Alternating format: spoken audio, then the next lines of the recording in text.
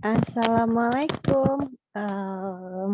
Bertemu lagi dengan Bu Ana pada hari ini pertemuan TM9.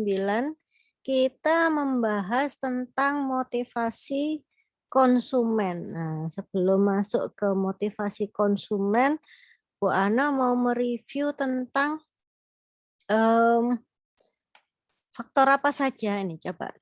Faktor apa saja yang mempengaruhi perilaku konsumen? Nah, di situ dijelaskan bahwa perilaku konsumen dipengaruhi oleh budaya, kemudian subbudaya, kelas sosial, faktor sosial. Nah, faktor sosial ini ada keluarga, kelompok acuan, ada peran dan status seseorang, kemudian berikutnya adalah faktor pribadi. Nah, ini ada usia, pekerjaan, gaya hidup, kepribadian, konsep diri. Nah, itu. Kemudian sebentar.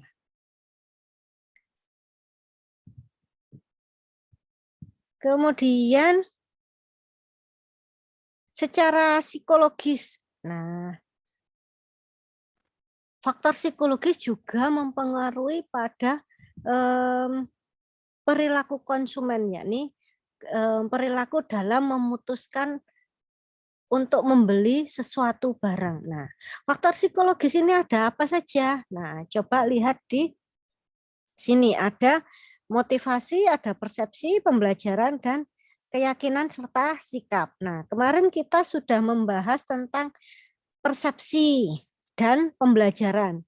Persepsi adalah segala sesuatu hal yang ada di dalam benak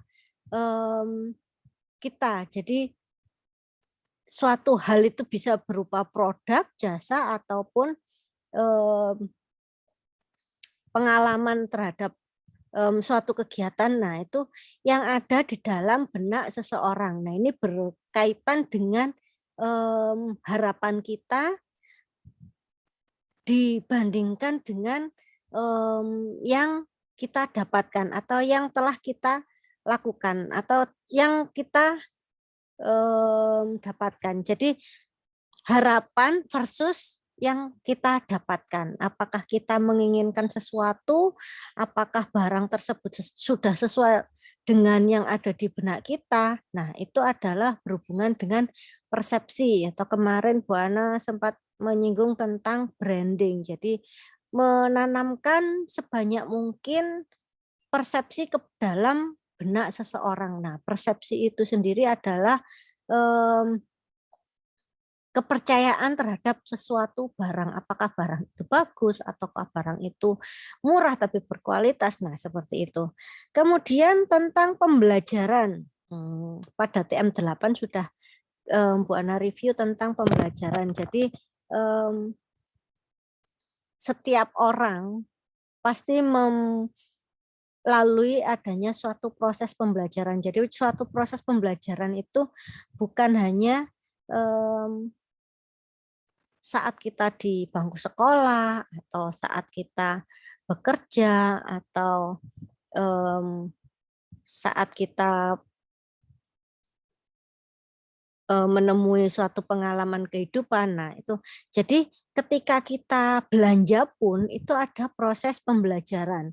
Jadi biasanya seseorang yang melakukan proses pembelajaran ketika ingin berbelanja, biasanya produk yang mau dibeli adalah sesuatu yang harganya tinggi. Nah, ini butuh pembelajaran agar kenapa, muaranya apa kita butuh belajar itu adalah kita mendapatkan kepuasan. Jadi kalau sudah bayarnya mahal, barang yang kita beli tidak sesuai dengan apa yang kita persepsikan di dalam benak kita, maka kita akan menemui suatu ketidakpuasan. Nah, jadi pembelajaran itu kita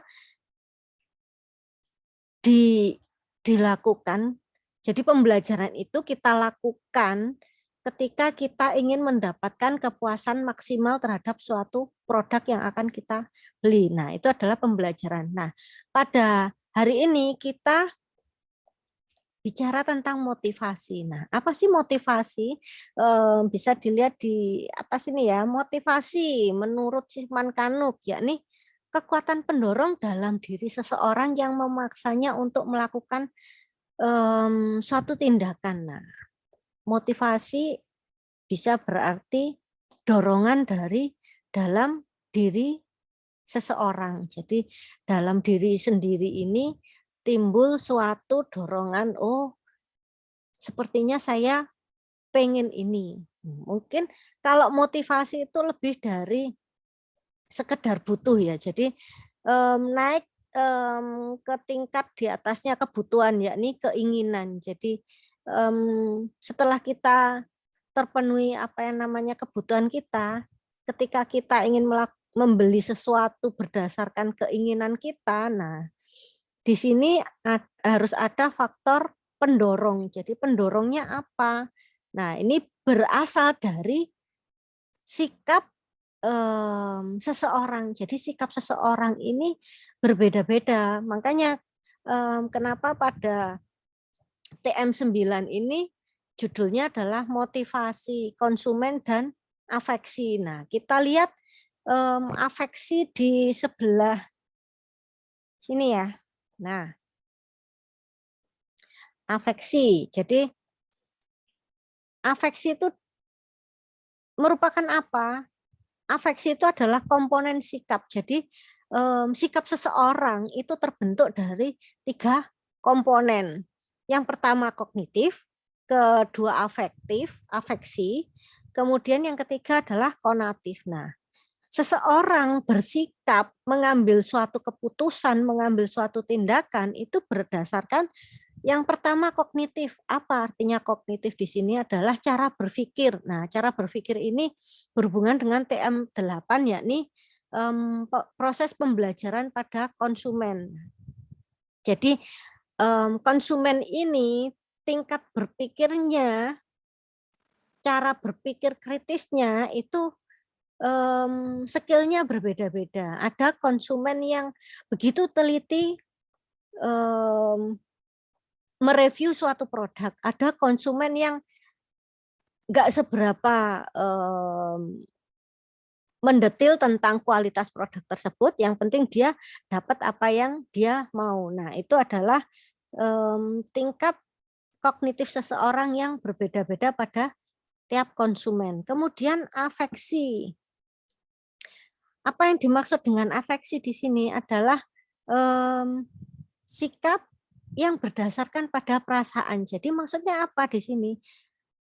Sikap seorang konsumen ketika membeli sesuatu barang itu enggak berdasarkan kebutuhan atau tingkat rasional dalam dirinya, tetapi berpegang pada faktor perasaan. Jadi apa yang dia rasakan pada saat itu, mungkin dia lagi sedih misalkan, biasanya cewek-cewek kalau lagi galau apa belinya? Beli coklat. Nah, kenapa kok beli coklat? Karena di dalam coklat itu ada zat yang menumbuhkan merasa bahagia, rasa happy. Nah, itu adalah afektif. Jadi seseorang membeli barang berdasarkan perasaannya, sifat dia atau emosi dia saat itu. Kemudian yang ketiga adalah konatif. Jadi tadi ada kognitif, afektif, dan konatif. Konatif ini berdasarkan skill. Jadi keahlian seseorang itu mempengaruhi produk apa yang akan dia beli. Misalkan begini, ada seorang mahasiswa yang kemampuan editingnya itu luar biasa. Nah, ketika dia disuruh membeli suatu katakanlah komputer gitu ya, tentu saja berbeda dengan yang mahasiswa yang kemampuan dalam editingnya itu rendah. Jadi ketika seseorang itu suka hobi editing dan dia punya skill, ketika dia ingin membeli laptop tentu saja dia memilih laptop yang speknya tinggi. Tinggi di sini dalam arti ya harganya mungkin 10 jutaan ke atas, kemudian ketika proses editing itu bisa cepat dilakukan, karena yang laptop yang speknya rendah itu proses editing itu kadang bikin laptop hang atau nge-lag gitu ya. Nah, ini adalah komponen sikap pada konsumen yang berdasarkan dari segi konatif. Jadi segi skill, kemampuan yang dimiliki seseorang. Jadi orang itu mau belanja tergantung dari skillnya. Kalau misalkan mahasiswanya Bu Ana ada yang skillnya misalkan jadi MUA, makeup artist gitu ya. Mungkin ketika disuruh belanja makeup, nah dia harus benar-benar meneliti dulu make up yang ada di pasaran atau make up yang limited edition, dalam arti di sini kualitasnya sangat bagus, harganya tergolong menengah ke atas. Nah, mungkin seperti itu. Jadi sikap yang diambil seseorang ketika membeli berdasarkan skill yang dipunyainya. Oke, jadi di dalam faktor psikologis tadi kan ada motivasi ya. Motivasi ini yang akan kita bahas hari ini. Kemudian ada faktor psikologis berdasarkan sikap. Nah, sikap ini berdasarkan dari 3 hal tadi, ada kognitif, afektif, dan konatif. Nah, kemudian lanjut kita lihat pengertian motivasi konsumen itu apa sih? Tadi sudah diterangkan bahwa motivasi adalah kekuatan pendorong. Jadi motivasi ini membuat seseorang bersemangat melakukan sesuatu hal. Misalkan kalian belajar, kalian tahu apa yang membuat belajar itu mengasihkan itu apa. Nah, ini adalah motivasi dari dalam diri seseorang. Misalkan kalau Bu Ana menemukan belajar itu senang kalau pakai coret-coret yang warna-warni gini ya, pakai interaktif book, jadi catatan yang enggak banyak tulisannya, tetapi semua hal tercakup dalam satu lembar kertas yang bisa dilihat hubungannya. Nah, itu adalah motivasi ketika belajar melalui interaktif book atau journaling. Nah, itu ada yang motivasi belajar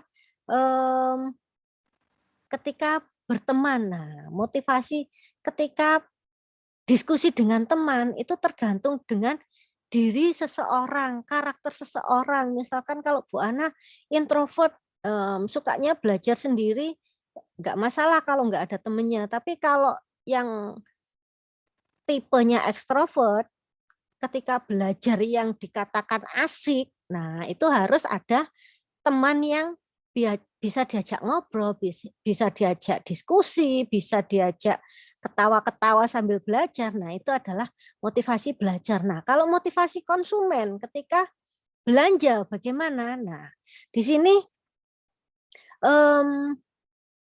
tadi kan dikatakan dorongan. Mungkin ketika dia melihat temannya yang lain itu pinter banget. Nah, maka dia termotivasi untuk terdorong untuk ikutan belajar.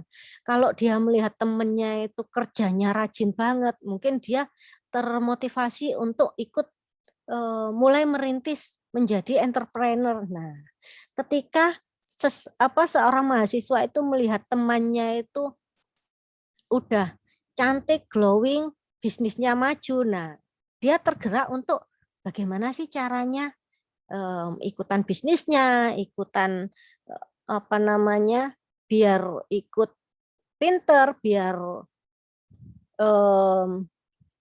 dari segi penampilan dia tidak diremehkan orang. Nah, itu sesuatu motivasi dari dalam yang menggerakkan diri kita untuk melakukan tindakan. Nah, tindakan membeli barang, tindakan melakukan pembelajaran, itu semua adalah dilakukan untuk mendapatkan suatu kepuasan. Jadi muaranya motivasi ini apa? Nah, ini ada tujuannya di sini, lihat. Tujuannya apa? Jadi seseorang itu termotivasi untuk melakukan suatu pembelian, itu dia ingin mendapatkan kepuasan. Kemudian dia kalau sudah puas, maka dia akan namanya loyalitas terhadap suatu produk itu bisa terjaga. Misalkan kalau biasanya pakai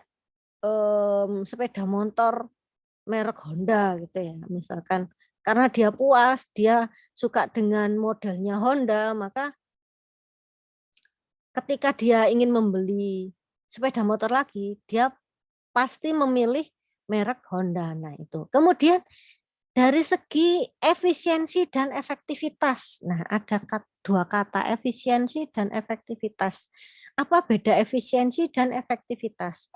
Begini, efisiensi dan efektivitas ini adalah sesuatu hal yang kita lakukan agar sesuatu itu cepat selesai dan dikerjakan dengan biaya yang rendah. Nah, dikatakan efisien itu jika patokannya pada harga.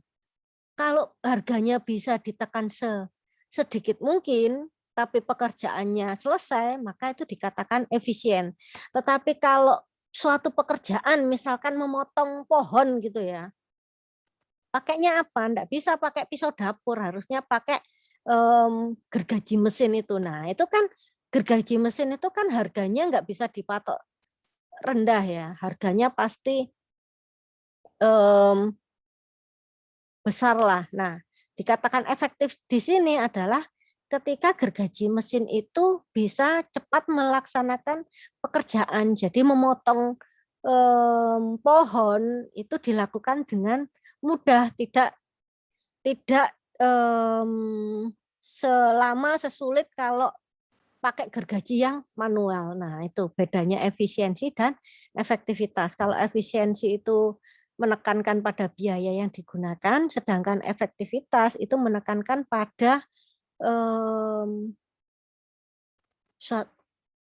kecepatan menyelesaikan suatu pekerjaan. Nah, itu. Kemudian yang kelima, tujuannya apa? Membangun hubungan harmonis penjual dengan konsumen. Nah, ketika seorang pedagang, sales, nah, banyak kan sekarang yang jualannya lewat status WA. Nah, ini banyak yang memberikan testimoni-testimoni, produk-produk yang lagi ngetren. Nah, ini adalah cara penjual memotivasi konsumen secara tidak langsung. Jadi ketika ada konsumen yang tertarik, tanya-tanya, nah ini otomatis membangun hubungan yang harmonis. Jadi penting banget menyimpan kontak sebanyak mungkin. Makanya kenapa Bu Ana itu menyimpan semua kontak mahasiswanya Bu Ana. Pertama untuk pembelajaran Bu Ana. Kenapa Bu Ana ingin belajar, apa yang mau dipelajari dari mahasiswa tentang karakter mahasiswa saat ini, bagaimana apa yang menjadi fokus dia, apa yang menjadi hobi dia, apa yang menjadi ketertarikan dia. Nah, memang bukan untuk jualan, tetapi untuk agar pembelajaran yang disampaikan ke Bu Ana itu bisa nyampe. Nah, kadang bagaimana sih kata-kata gaul yang saat ini lagi ngetren. Nah, itu juga penting dalam ilmu komunikasi menyampaikan hal apapun. Jadi ketika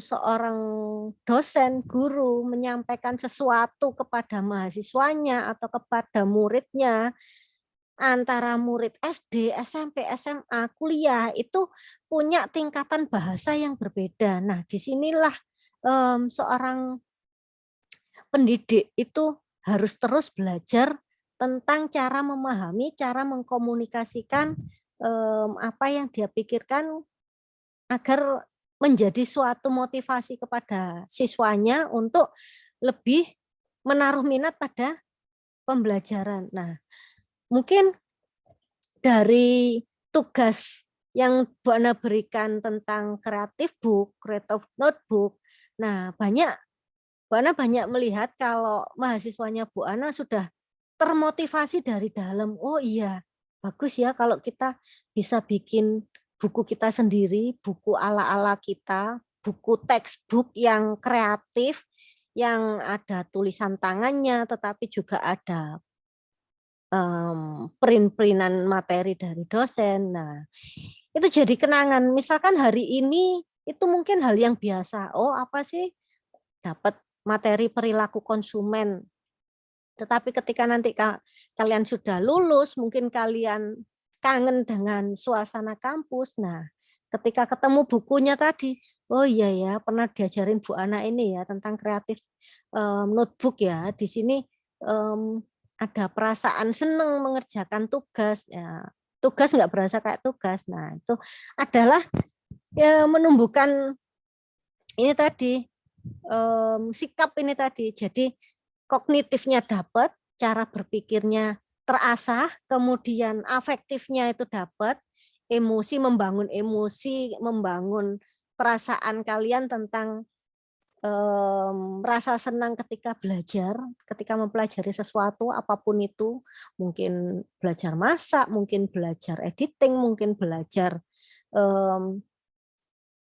menjadi sales marketing, entrepreneur. Nah, apapun itu kerjakan dengan sikap senang. Jadi ketika kalian senang mengerjakannya, kalian nggak dibayar pun loh, kalian mengerjakannya. Nah itu loh. Jadi rezeki itu datang ketika kalian senang melakukan sesuatu dan itu kalian lakukan berulang-ulang. Insya Allah itu jadi rezeki kalian di masa yang akan datang. Misalkan kalian sudah dapat rezeki dari situ. Nah mungkin di masa yang akan datang rezekinya bakal ditambah lagi lebih besar. Nah itu loh, kalau kalian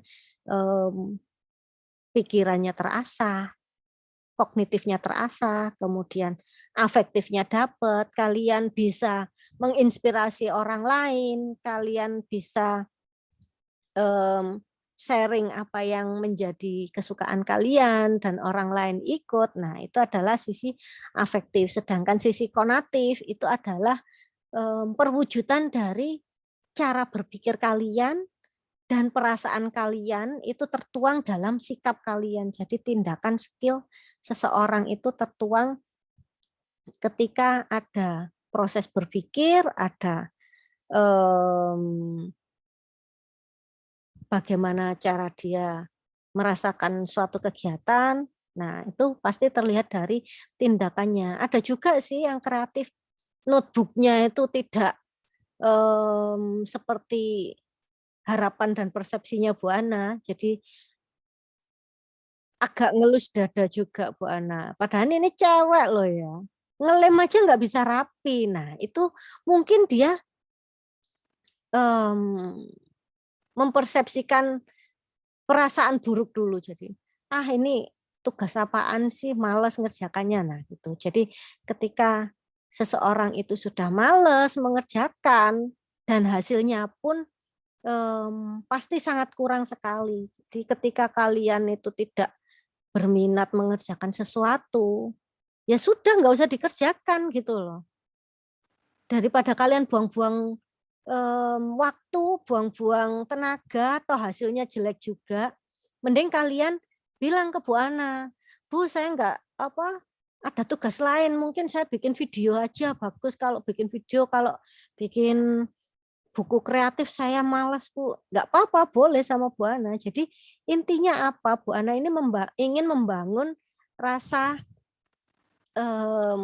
happy-nya kalian ketika belajar. Kalau yang suka coret-coret, sefrekuensi dengan Bu Ana, ya pasti suka ya. Tapi kalau yang sukanya bikin video, sukanya ngomong, sukanya nggak seberapa suka coret-coret, nah itu mungkin ada ketidaksukaan di situ. Dan pasti hasilnya juga berbeda. Oke lanjut, tadi ada pengertian menurut Sifman Kanuk ya.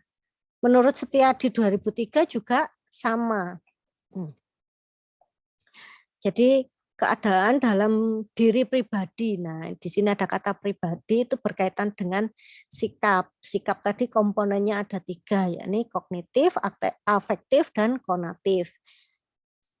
Nah, ini adalah keadaan dalam pribadi seseorang yang mendorong keinginan. Nah, dalam keinginan ini ada teorinya siapa kemarin? Teorinya Maslow. Nah, teori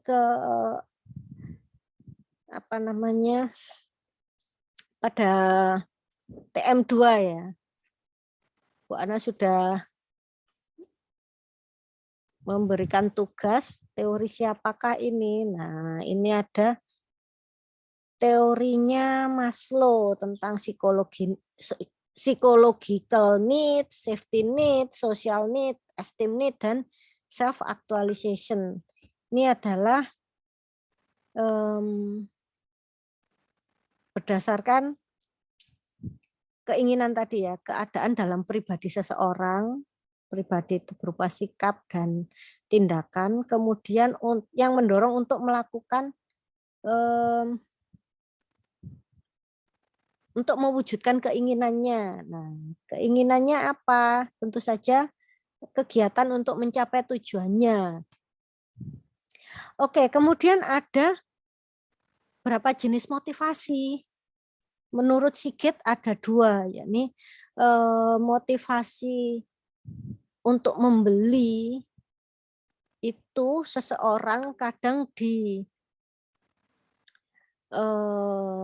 didorong oleh faktor kognitif, yakni rasional, dan yang kedua adalah faktor afektif, emosional. Jadi ada seseorang yang belanjanya berdasarkan dari rasionalitas dia, kognitif dia, benar-benar melihat suatu produk itu kualitasnya seperti apa, harganya berapa, kemudian dijualnya itu di mana, apakah yang dijual di toko kelontong ataukah yang dijual di mall. Nah, itu berdasarkan rasional.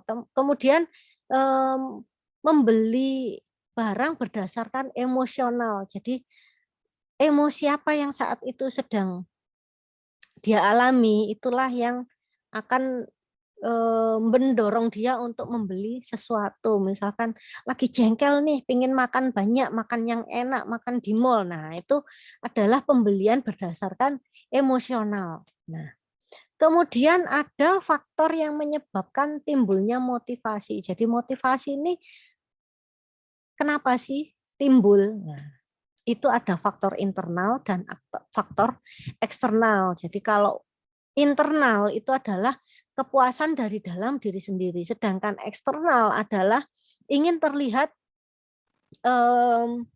sebagai pribadi yang qualified di mata orang-orang. Nah, itu adalah sisi internal dan sisi eksternal. Jadi seseorang membeli suatu barang, misalkan Bu ini apa namanya membeli handphone. Kalau membeli handphone yang merek Cina dibandingkan dengan merek iPhone, nah, keduanya kan sama memenuhi kebutuhan internal ya, kebutuhan akan punya HP gitu ya, kebutuhan untuk komunikasi. Nah, secara internal keduanya bisa dipilih. Jadi mau pilih yang merek Cina yang murah atau merek iPhone yang notabene mahal dan tentu saja pada dilihat orang itu akan secara eksternalnya juga berbeda penampilannya. Nah, ini adalah timbulnya motivasi karena faktor internal dan eksternal itu tadi. Kalau dari dalam diri kita itu pengen dianggap orang sebagai orang yang sederhana, mungkin ya pilihnya HP Cina lah. Yang penting kita komunikasinya bisa. Nah, itu. Tetapi kalau kita itu orangnya superior, ini biasanya tipe leader, dia pengen dipandang orang sebagai seorang yang qualified, seseorang yang top level atau yang apa ya bisa diandalkan. Nah, ini dia membeli barang itu berdasarkan image dari produk itu tadi. Jadi mungkin produknya berkualitas memang iya, mungkin harganya mahal memang iya, tetapi ini mendongkrak image seseorang. Jadi seseorang itu akan dipandang orang lain lebih jika mungkin dia mengenakan barang-barang yang branded. Nah, itu. Kemudian ada berapa macam teori motivasi. Nah, tadi menurut Kotler 2005 ini ya, ada teori tentang isi, tentang proses, dan teori penguatan. Ada 6 ya, 6 teori ya. Teori tentang isi, jadi bahwa seseorang itu kebutuhannya bervariasi dan tiap orang kebutuhannya pasti berbeda-beda. Kemudian tindakannya juga bervariasi. Jadi kebutuhannya sama, mungkin pilihannya berbeda. Nah, itu adalah tindakan yang bervariasi dan konsumen tidak selalu konsisten. Jadi kalau ada seseorang yang biasanya beli barang yang mahal terus, nah, suatu saat dia mungkin memilih barang yang yang murah aja untuk jenis-jenis barang tertentu. Mungkin dia memilih yang murah. Untuk jenis barang tertentu dia memilih kategori yang high end. Nah, seperti itu. Kemudian teori tentang proses. Di sini seseorang berproses. Bagaimana seseorang berproses? Dia membandingkan antara harapan yang ada di benaknya dalam arti persepsi dia tentang suatu barang itu dia bandingkan dengan kenyataannya. Jadi ketika dia pernah membeli suatu produk dan produk itu melebihi persepsinya, maka dia tentu saja puas dengan produk tersebut. Tetapi sebaliknya, jika dia tidak puas, mungkin persepsinya terlalu tinggi di atas barang yang dia terima. Mungkin barang yang dia terima itu nggak seberapa berkualitas, mungkin karena harganya memang pas-pasan, mungkin pas uangnya adanya segitu, jadi kualitas yang dia harapkan itu tidak bisa tercapai dikarenakan harganya yang tidak bisa dia penuhi. Kemudian teori penguatan. Nah, teori penguatan ini adalah berasal dari proses pembelajaran konsumen. Jadi ketika seseorang itu tidak puas, kecewa banget pada suatu produk, tentu dia akan selalu teringat terngiang-ngiang jangan sampai beli produk yang itu lagi. Nah, otomatis dia melakukan proses pembelajaran yang berulang-ulang lagi. Jadi ketika seseorang itu belum menemukan kepuasan, maka dia akan terus melakukan proses pembelajaran. Kenapa? Jadi dia ingin mendapatkan tingkat kepuasan seperti yang ada di harapan dia, yang ada di dalam benak dia. Nah, itu adalah proses penguatan, teori penguatan. Jadi datang dari proses belajar sehingga konsumen menguasai perilaku yang menghasilkan sesuatu yang menyenangkan. Nah, kemudian ada teori motivasi Fred, Herzberg, dan teori motivasi Abraham Maslow. Ini kalian pelajari sendiri karena keterbatasan waktu. Jadi kemarin kan teori motivasi Abraham Maslow ini kan ada 5 tingkat ya. Ini nanti kalian catat sendiri, kalian tambahkan sendiri. Tentunya informasi itu sudah banyak di internet, tergantung kita saja. Nah, informasi itu bisa kita ikat dalam ingatan kita, itu ada triknya. Jadi apa? Tuliskan. Jadi tuliskan dalam buku kalian, tuliskan coret-coret di dalam buku kalian. Kalian nggak mau nulis yang estetik nggak apa-apa, sekedar mencoretkan satu kata, tetapi kalian ingat keterangan lengkapnya itu sudah cukup bagi kalian untuk melakukan suatu pembelajaran. Oke, sampai di sini Bu Ana akhiri. Wassalamualaikum warahmatullahi wabarakatuh. Terima kasih udah menyaksikan video YouTube Bu Ana.